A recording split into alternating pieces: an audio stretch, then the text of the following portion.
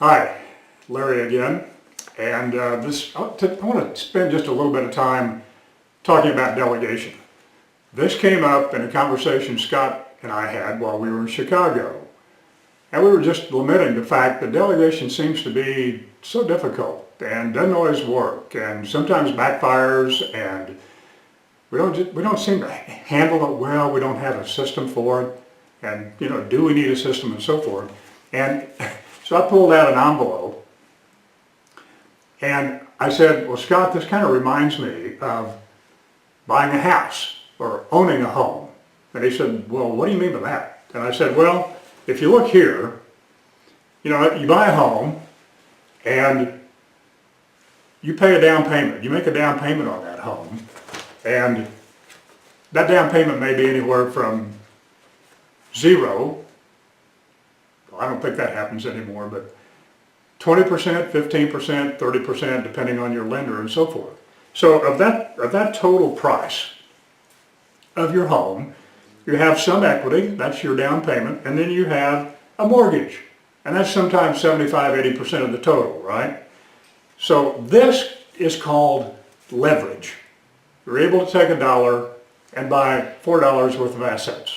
That's one of the benefits of real estate. You can own and control more in asset value than you actually have to put down in cash to do so.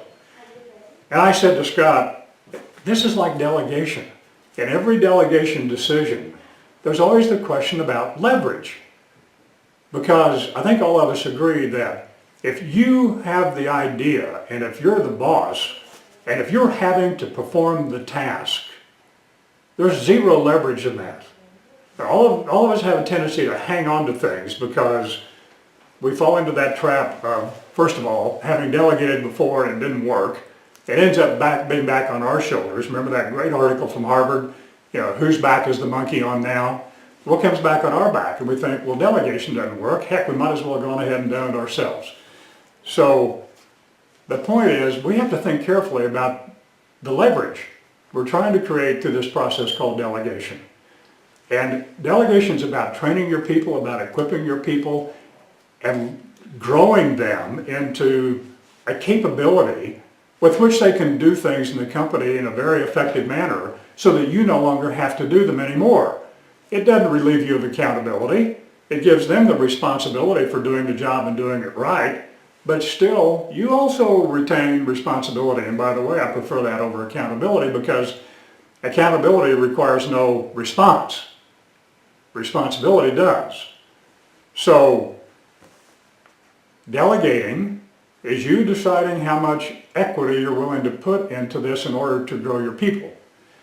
And that's how it ties back to decision making, because you have to make a decision about that, right? And anytime you choose to get someone involved, you're basically making a decision that I'm going to help someone, I'm going to grow someone into capability that will relieve me of this burden of this task. And anything that falls outside of your top 3 areas of responsibility should be delegated. And yes, it's going to take some time. It's going to take some equity for you to be sure it's set up right, to be sure there's clarity about what needs to be done, there's specificity about it. You understand there's not only the ability to do the job, but the willingness on the part of the person you're giving it to do the job.